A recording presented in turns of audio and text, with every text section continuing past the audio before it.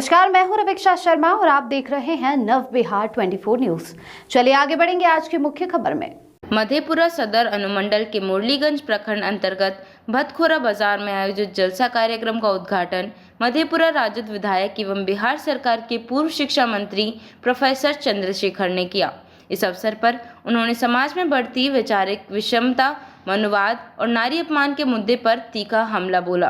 Professor Chandrashekhar ने कहा कि मनुवादी विचारधारा हमेशा से समाज में नफरत फैलाने का काम करती रही है। उन्होंने राजद प्रवक्ता सारिका पासवान के खिलाफ की गई अभद्र टिप्पणी की कड़ी आलोचना करते हुए कहा कि देश की महिलाएं सदियों से अपमान और अन्याय का शिकार होती रही हैं।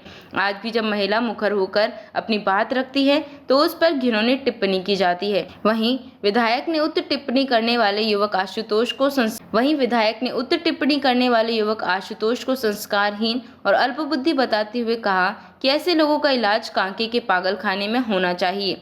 उनके भीतर मनुवादी और सामंतवादी सोच भरी है। अगर शासन प्रशासन में थोड़ी भी ईमानदारी और संवेदनशीलता बची है तो ऐसे तत्वों को तत्काल गिरफ्तार कर जेल भेजना चाहिए। साथ ही उन्होंने यह भी कहा कि वर्तमान केंद्र और राज्य सरकार से किसी ठोस कार्यवाही की उम्मीद नहीं की जा सकती है। प्रशासनिक तंत्र भ्रष्टाचार, बेईमानी और अफसरशाही से ग्रस्त है। उन्होंने दो टूक कहा कि सारिका पासवान का अपमान केवल एक महिला का नहीं है बल्कि संपूर्ण नारी शक्ति का अपमान है। राजद इसे किसी भी कीमत पर बर्दाश्त नहीं करेगी और हर मंच से इसका जवाब जरूर देगी। इतना ही नहीं, उन्होंने कहा कि सरकार अगर तत्काल ऐसे लोगों पर कार्यवाही नहीं करती है तो राजद उग्र आंदोलन को बाध्य होगी।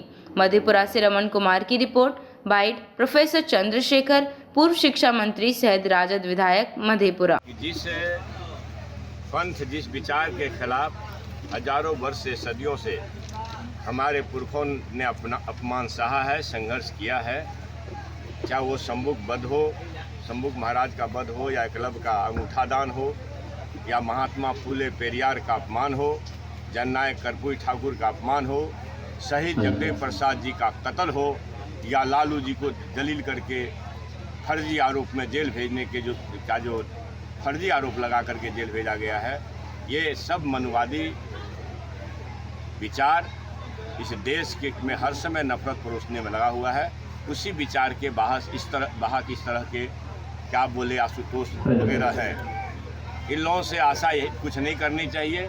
इसने जो इस देश में जो सबसे अबला कही जाती है, महिलाओं को अबला बनाया गया है, जो अन्याय हुआ है, जुल्म हुआ है, सदियों से हमारी माताएं बहनें इस अपमान का शिकार हुई है।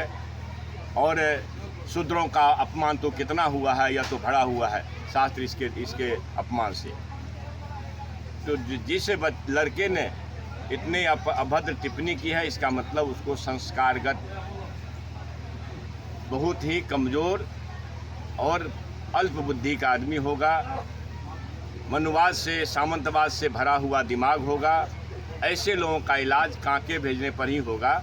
शासन सत्ता में अगर थोड़ी सी भी ईमान बची हो तो ऐसे लोगों को अविलंब गिरफ्तार करके जेल भेजना चाहिए, क्योंकि संपूर्ण नारी शक्ति के अपमान का मामला है ये।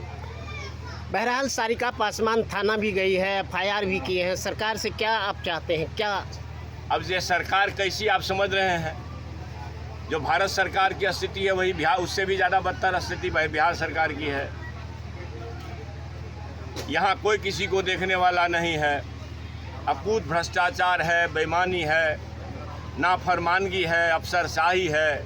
इस सरकार से लोग आशा क्या करेगा? लेकिन थोड़ी सी भी अगर सरकार के अंदर संवेदनशीलता हो तो इस तरह के नापाक इरादे वाले, अनुशासनहीन और अपराधी प्रवृत्ति के लोग को जेल के शिक्षों में बंद करके कड़ी से कड़ी सजा देनी चाहिए। और जो हमारे बहन सारिका पासवान जी का जो अपमान हुआ है, एक बहन का अपमान नहीं हुआ है, संपूर्ण नारी शक्ति का अपमान है। और इसके लिए सरकार को हर स्तर पर उनके सम्मान प्रतिष्ठा का ख्याल करके उनकी रक्षा में खड़े रहने चाहिए। और हमारी पार्टी, हमारे नेता इस अपमान का हर जगह बदला लेने के लिए तैयार है। हमारी पार्टी आज के तारीख में इस राज्य में सबसे ताकतवर, सबसे मजबूत पार्टी है। इसलिए हम अपने सभी साथियों का, हम अपने कार्यकर्ताओं का, नेताओं का रक्षा करने में, तमाम से गुजारिश करूंगा उसके उनके स्वाभिमान का रक्षा करने में, उनकी रक्षा करने में हर समय सक्षम है।